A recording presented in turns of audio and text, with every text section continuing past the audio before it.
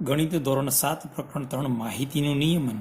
આજે આપણે ભાગ 2 ની અંદર સ્વાધ્યાય 3.1 ના દાખલા 6, 7, 8 અને 9 જોઈશું. એટલે અહીંયા સ્વાધ્યાય 3.1 આપણે આજે પૂર્ણ કરીશું. દાખલો 6 છે. વિજ્ઞાનની એક કસોટીમાં વિદ્યાર્થીઓના એક સમૂહે 100 માંથી પ્રાપ્ત કરેલા ગુણ.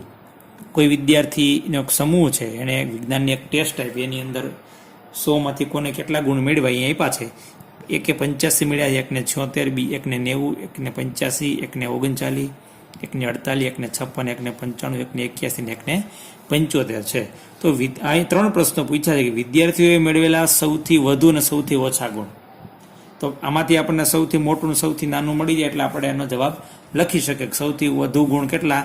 તો કે સૌથી વધુ ગુણ આ 90, 90 થી વધારે છે કોઈ? તો કે આ 95, 95 થી વધારે કોઈ નહીં. તો સૌથી વધુ ગુણ 95 મેળવેલા છે. સૌથી ઓછા ગુણ તો કે 76, એનાથી ઓછા 39, 39 થી ઓછા નથી. તો સૌથી ઓછા ગુણ કેટલા કહેવાય? 39. આનો સીધો જવાબ આપણે આની ઉપરથી લખી શકીએ. પણ જો એવું ન કરવું હોય તો આપણે બીજા પ્રશ્નને આધારે પણ જવાબ આપી શકીએ. બીજો પ્રશ્ન આપણે પહેલા ગણીએ એટલે ખ્યાલ આવી જશે બીજો પ્રશ્ન શું કહેવા માંગે છે. બીજો પ્રશ્ન છે મેળવેલા ગુણનો વિસ્તાર શોધો. તો આપણે મેળવેલા ગુણનો વિસ્તાર શોધવો હોય, કોઈ પણ માહિતીનો વિસ્તાર શોધવા માટે સૌપ્રથમ એને ચડતા ક્રમમાં ગોઠવવી પડે.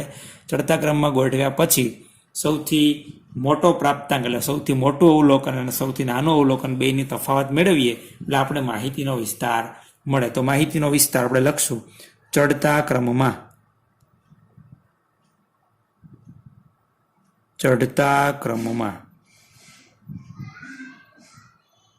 ગોઠવતા. એટલે ચડતા ક્રમમાં ગોઠવીએ આપણે જે માહિતી આપી છે એને. તો સૌથી ઓછું કોણ છે?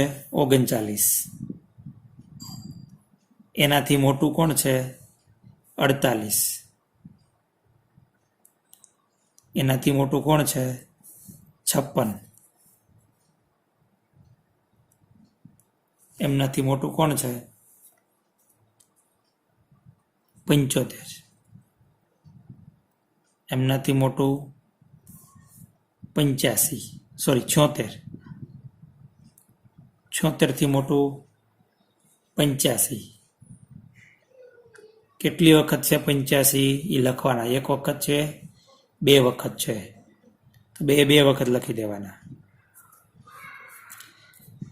અને એનાથી મોટું 90. 81 રહી ગયા છે. 76 થી મોટા 81, 81 થી મોટા 85, 2 વખત. એનાથી મોટા 90, 90 થી મોટા 95. આપણે ગણી લઈએ કેટલા અવલોકનો થયા. 1, 2, 3, 4, 5, 6, 7, 8, 9, 10 છે. 10 થઈ જવા જોઈએ. 1, 2, 3, 4, 5, 6, 7, 8, 9 ને 10. બરાબર. તો હવે માહિતીનો વિસ્તાર, માહિતીનો અથવા તો મેળવેલા ગુણનો વિસ્તાર. વિસ્તાર એટલે કેટલી લંબાઈ છે આપણી ભાષામાં કહીએ તો. સૌથી મોટો પ્રાપ્તાંક કોણ છે? 95. એ મોટામાંથી નાનું બાદ કરો. નાનામાં નાનું કોણ છે? ચડતા ક્રમમાં ગોઠવું હોય એટલે પહેલો હોય એ સૌથી નાનો હોય અને છેલ્લો હોય સૌથી મોટો હોય. એટલે કે મહત્તમ પ્રાપ્તાંકમાંથી લઘુત્તમ પ્રાપ્તાંક બાદ આ બેની બાદબાકી કરો એટલે 5 માંથી 9 ન જાય, 10 કો 15 માંથી 9 જાય 6 અને અહીંયા 8 માંથી 3 જાય 5. તો આ માહિતીનો વિસ્તાર કેટલો છે? 56. હવે આ પ્રશ્નનો જવાબ આપણે આના ઉપરથી પણ આપી શકીએ. વિદ્યાર્થીએ મેળવ્યો સૌથી વધુ ગુણ કેટલા? તો કે 95. સૌથી ઓછા ગુણ કેટલા? તો કે 39. તો આપણે લખી શકીએ સૌથી વધુ ગુણ કેટલા છે? 95. અને સૌથી ઓછા ગુણ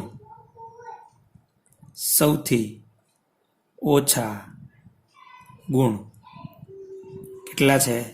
39. આની ઉપરથી પણ આપણે ડાયરેક્ટ લખી શકીએ. હવે ત્રીજો પ્રશ્ન છે સમૂહ દ્વારા મેળવેલા ગુણની સરાસરી. કોઈ પણની સરાસરી શોધવી હોય તો બધા અવલોકનોનો સરવાળો ભાગ્યા અવલોકનોની સંખ્યા. ગુણની સરાસરી અથવા તો મેળવેલા ગુણની સરાસરી બરાબર અવલોકનોની સંખ્યા અવલોકનોની સંખ્યા ભાગ્યા કુલ અવલોકનોનો સરવાળો. અવલોકનોના સરવાળાને કુલ અવલોકનોની સંખ્યા વડે ભાગી દઈએ. કુલ અવલોકનો અથવા તો અવલોકનોની કુલ સંખ્યા. પેલા સરવાળા સ્વરૂપે લખીએ આ બધાને.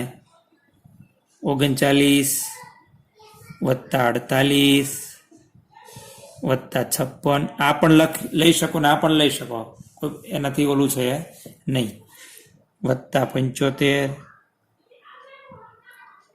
વત્તા 76 વત્તા 81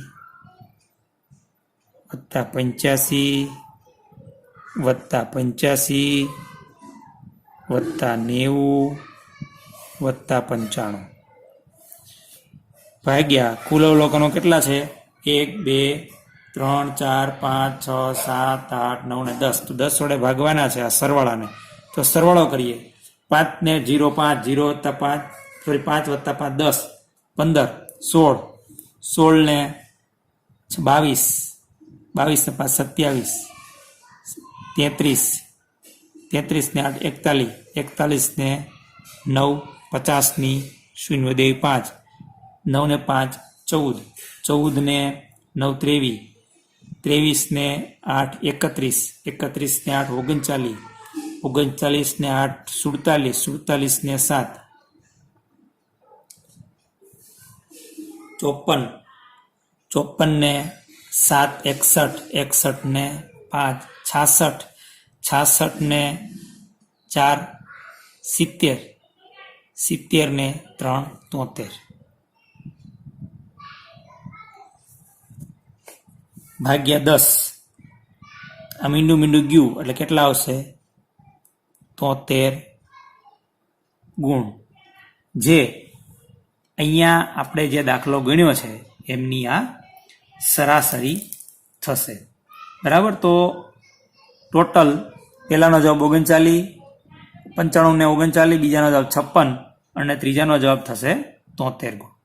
તો આપણે આવી રીતે અહીંયા દાખલા ગણી શકીએ.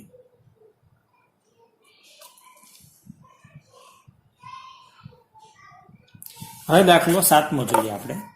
સળંગ 6 વર્ષોમાં એક શાળામાં વિદ્યાર્થીઓની સંખ્યા નીચે પ્રમાણે હતી: 1555, 1670, 1750, 2013, 2540 અને 2820. આ સમયગાળા દરમિયાન શાળાના વિદ્યાર્થીઓની સરાસરી સંખ્યા શોધો. આપણે માત્ર સરાસરી સંખ્યા શોધવાની છે જે તમને આવડી શકે. સરાસરી સંખ્યા કોની? વિદ્યાર્થીઓની. બરાબર. શું લખશું? અવલોકનોનો સરવાળો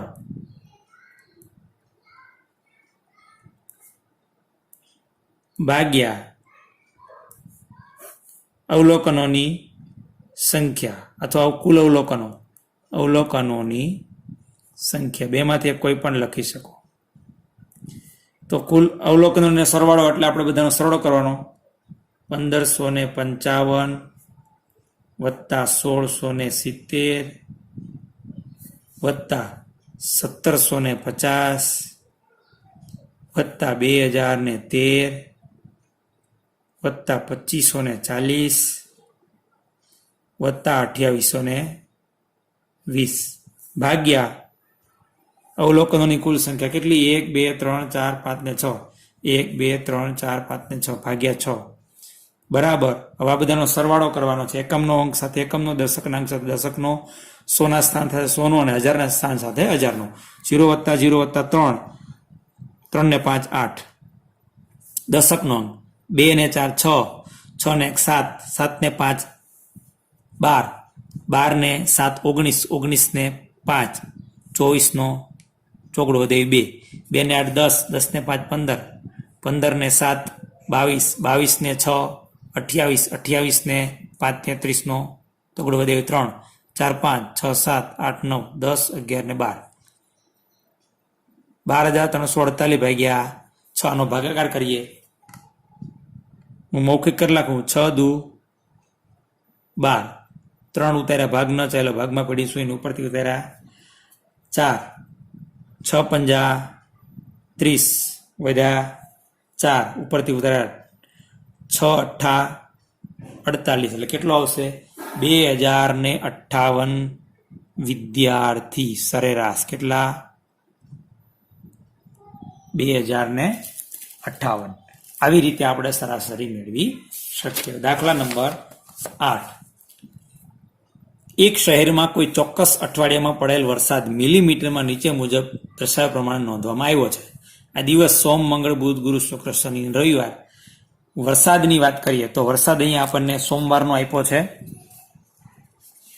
0.0 મિલી, મંગળવારનો આવ્યો છે 12.2 મિલી, બુધવારનો આપ્યો છે 2.1 મિલી, ગુરુવારનો 0.0 મિલી, શુક્રવારનો 20.5 મિલી અને શનિવારનો 5.5 મિલી અને રવિવારનો આપ્યો છે 1.0 મિલી, એટલે 1 મિલી. પ્રશ્ન પૂછ્યા છે, ઉપરની માહિતીને આધારે વરસાદનો વિસ્તાર શોધો, આ અઠવાડિયામાં પડેલ વરસાદની સરાસરી શોધો અને કેટલા દિવસોમાં વરસાદ સરાસરી કરતા ઓછો પડ્યો. આ 3 પ્રશ્નોના જવાબ મેળવવાના છે. તો સૌપ્રથમ પહેલા પ્રશ્નનો જવાબ મળે, ઉપરની માહિતીને આધારે વરસાદનો વિસ્તાર શોધો. તો સૌપ્રથમ આપણે ચડતા ક્રમમાં ગોઠવવું પડે. આપેલ માહિતીને ચડતા ક્રમમાં બરાબર. તો સૌથી ઓછું કોણ છે? તો કે 0.0. કેટલી વખત? 2 વખત. 0.0 0.0. અહીંયા 2 વખત લખવાની જરૂર નથી, પણ સરાસરી માટે કોઈ પણ અવલોકનો ભૂલવાની જરૂર નથી. એટલા માટે અહીં બધાય લખું છું. કદાચ આ ભૂલાઈ જાય તો વાંધો નહીં. એનાથી વધારે કયું છે? તો કે 1.0 મિલી. એનાથી વધારે કયું છે? તો કે 2.1 મિલી. એનાથી વધારે કયું છે? તો કે 5.5 મિલી. એનાથી વધારે કયું છે? તો કે 12.2 મિલી. અને એનાથી વધારે કયું છે? તો કે 20.5 મિલી. તમે જોઈ શકો છો 1 2 3 4 5 6 અને 7 અવલોકનો. 1 2 3 4 5 6 અને 7 અવલોકનો. તો હવે આપણને કીધું છે વિસ્તાર. તો માહિતીનો વિસ્તાર એટલે કે વરસાદનો વિસ્તાર. તો આપણે વિસ્તાર કેવી રીતે મેળવી શકીએ? મહત્તમ અવલોકનમાંથી 20.5 માંથી ન્યૂનતમ એટલે કે ઓછામાં ઓછું અવલોકન બાદ 0.0 બાદ. તો 20.5 માંથી 0.0 બાદ કરો એટલે જવાબ શું આવે? 20.5. આ માહિતીનો વિસ્તાર 20.5 મિલીમીટર છે. હવે આ અઠવાડિયામાં પડેલ વરસાદની સરાસરી શોધો. તો સરાસરી માટે આપણે શું કરવાનું? સૂત્ર લખીએ. સરાસરી કોની? વરસાદની. સરાસરી બરાબર અવલોકનોનો સરવાળો. અવલોકનોનો સરવાળો ભાગ્યા અવલોકનોની સંખ્યા. અવલોકનોની સંખ્યા. તો અવલોકનોનો સરળ સ્વરૂપે લખીએ આપણે. આ લખીએ તો વાંધો નહીં, આ લખીએ તો પણ વાંધો નહીં, કોઈ પણ લખી શકો. 0.0 વત્તા 12.2 વત્તા 2.1 વત્તા 0.0 વત્તા 20.5 વત્તા 5.5 વત્તા 1.0 ભાગ્યા કેટલા અવલોકનો છે? 1 2 3 4 5 6 અને 7 ભાગ્યા 7. બહુ અગત્યની વાત છે સરવાળો. સરવાળાની અંદર દશાંશના સ્થાન સાથે દશાંશનો, દશાંશ ચિહ્નો આવેલા દશાંશ ચિહ્નો, એકમના અંક સાથે એકમનો, દશકના અંક સાથે દશકનો થાય. પેલા દશાંશ સ્થાનનો કરીએ. દશાંશમાં છે 0 વત્તા 5 એટલે 5, 5 ને 5 10, 10 વત્તા 0 10, 10 વત્તા 1 11, 11 વત્તા 2 13, 13 વત્તા 0 13, એટલે 13નો તગડો દશાંશ સ્થાન પછી દશાંશ ચિહ્નો આવે લખી દેવાનું. એટલે વધી 1 આવશે. એ ક્યાં આવશે? એકમના સ્થાનમાં. હવે એકમના સ્થાનોનો સરવાળો કરીએ. 1 વત્તા વધી 1 ને આ 1 2, 2 ને 5 7, 7 વત્તા 0 7, 7 વત્તા 0 7, 7 વત્તા 2 9, 9 વત્તા 2 11, 11 વત્તા 0 11, 11નો એકડો વધી આવી 1 ક્યાં આવશે? દશકમાં. દશકમાં એક જ એકા છે. દશકમાં 2 ને 1 3, 3 ને 1 4, એટલે જવાબ આવશે 41.3 ભાગ્યા 7. હવે આનો ભાગાકાર કરીએ. ભાગાકાર આપણે શીખી ગયા છીએ. અહીંયા હું સાઈડમાં કરીને બતાવું છું 41.3 આવી રીતે કરીને બતાવું છું. ઓલામાં આપણે આમ નથી શીખ્યા. 7 × 5 = 35. કેટલા વધશે? 6. દશાંશ ચિહ્ન આવે છે 3 ને ઉતારતા પહેલા દશાંશ ચિહ્ન મૂકી દેવાનું, ઉપરથી 3 ઉતારી દેવાના. 7 × 9 = 63. તો જવાબ આવ્યો 5.9 શું મિલીમીટર. બરાબર, 5.9 મિલીમીટર આપણો આનો જવાબ છે સરાસરી. હવે આગળ પૂછ્યું છે કેટલા દિવસોમાં વરસાદની સરાસરી કરતા ઓછો પડ્યો છે. સરાસરી કેટલી છે? 5.9. 5.9 કરતા ઓછું હોય એવા કયા કયા અવલોકનો છે તમે જોઈ શકો છો. આ 5.9 કરતા ઓછું, આ 5.9 કરતા વધારે, 5.9 કરતા ઓછું, 5.9 કરતા ઓછું, 5.9 કરતા વધારે, 5.9 કરતા ઓછું અને 5.9 કરતા ઓછું. તો તમે જોઈ શકો 5.9 કરતા ઘણા બધા દિવસો ઓછા છે. ને એ કેટલા? તો કે 1 2 3 4 ને 5 દિવસ એવા છે. કેટલા દિવસો? તો આપણે કયા કયા દિવસ નથી કીધા, કેટલા દિવસ કીધા, માટે સંખ્યામાં કહેવાના. તો 5 દિવસ એવા છે કે જે સરાસરી કરતા ઓછો વરસાદ પડ્યો છે. જવાબ શું લખશું? 5 દિવસ કેવા છે જેનો વરસાદ 5.9 કરતા ઓછો છે. આવી રીતે આપણે આ દાખલાને ગણી શકીએ. દાખલો 9મો છેલ્લો. 10 છોકરીઓની ઊંચાઈ સેન્ટીમીટરમાં માપવામાં આવી અને નીચે દર્શાવ્યા પ્રમાણે પરિણામ મળેલ છે. આ 10 છોકરીઓની ઊંચાઈ છે 1 2 3 4 5 6 7 8 9 અને 10. હવે નીચે 5 પ્રશ્ન પૂછાય. સૌથી વધુ ઊંચાઈ ધરાવતી છોકરીની ઊંચાઈ કેટલી છે? સૌથી ઓછી ઊંચાઈ ધરાવતી છોકરીની ઊંચાઈ કેટલી છે? આ માહિતીનો વિસ્તાર કેટલો છે? છોકરીઓની સરાસરી ઊંચાઈ કેટલી છે અને કેટલી છોકરીની ઊંચાઈ સરાસરી ઊંચાઈ કરતાં વધુ છે? તો આનો જવાબ આપણે સીધો લખી શકીએ કે આમાંથી સૌથી વધુ કોણ છે એટલે સૌથી મોટું, સૌથી ઓછું કોણ છે એ પણ આમાંથી લખી શકીએ. પણ આપણે માહિતીનો વિસ્તાર મેળવવો છે એને આધારે આ બે પ્રશ્નો જવાબ પણ આપી શકીએ. તો સૌથી પહેલા આપણે પ્રશ્ન નંબર 3નો જવાબ મેળવીએ તો એના માટે શું કરવું પડે? વિસ્તાર મેળવવા માટે આપેલી માહિતીને ચડતા ક્રમમાં ગોઠવવી પડે. તો લખીએ ચડતા ક્રમમાં. તો ચડતા ક્રમમાં ગોઠવવું હોય તો સૌથી નાનું અવલોકન કયું? 135 થી ઓછું 128, 128 થી ઓછું કોઈ નથી તો 128 સૌથી પહેલા લખીએ. કેટલી વખત છે 128? એક જ વખત. હવે એનાથી વધારે કોણ છે? 135. 135 થી નાનું 132, 132 થી કોઈ નથી તો 132 કેટલી વખત? એક વખત. હવે 132 થી તરત મોટું કોણ છે? 135. 135 સરસ 135. હવે એનાથી મોટું કોણ છે? 135 થી મોટું હોય એવું 139. હા 139. એનાથી તરત મોટું કોણ છે? 141. કેટલી વખત છે? 141 એક વખત. હવે એનાથી મોટું કોણ છે? 142 છે ક્યાંય નહીં? 143.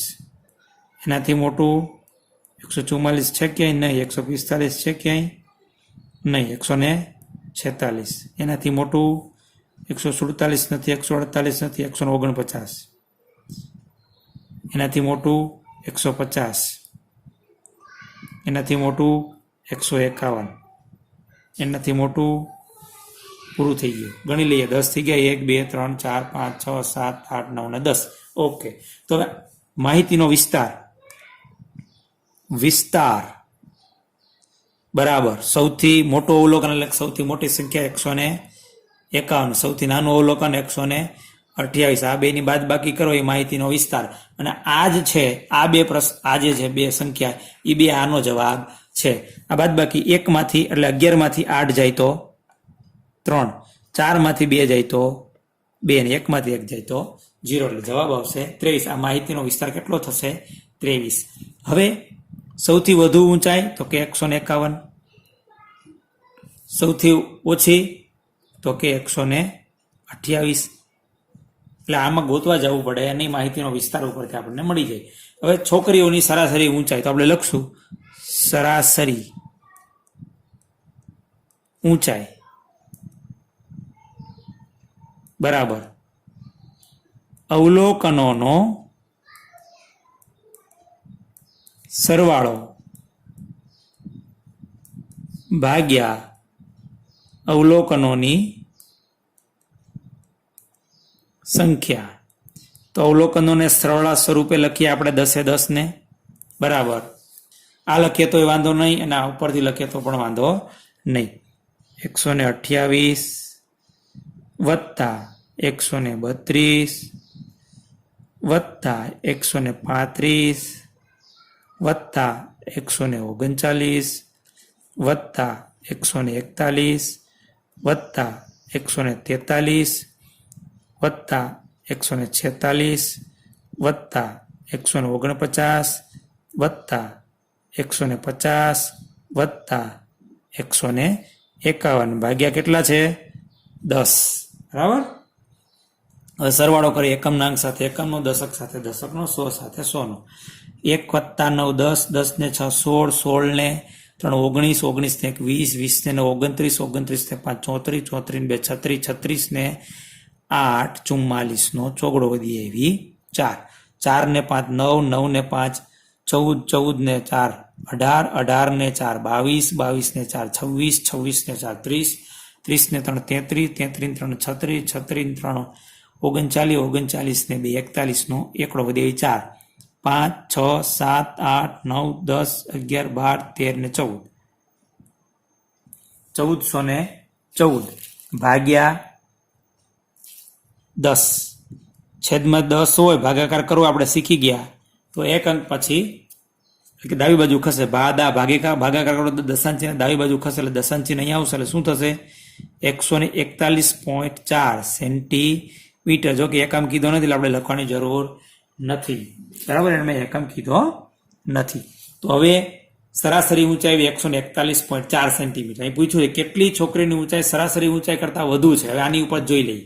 141.4 આ 141.4 કરતા વધારે છે. કોણ કોણ 1 2 3 4 ને 5. કેટલી છોકરીઓની ઊંચાઈ એવી છે કે જે 141.4 કરતા વધારે હોય તો કે 1 2 3 4 અને 5. આપણે જવાબ લખશું શું કેટલી કીધી છે. બરાબર 5 છોકરીઓની ઊંચાઈ કેવી છે સરાસરી ઊંચાઈ કરતા વધુ છે. 5 છોકરીઓની ઊંચાઈ સરાસરી ઊંચાઈ કરતા વધુ છે. અહીંયા આપણે આવી રીતે આખો દાખલો ગણી શકીએ અને અહીંયા આપણે સ્વાધ્યાય 3.1 પૂર્ણ કરીએ છીએ.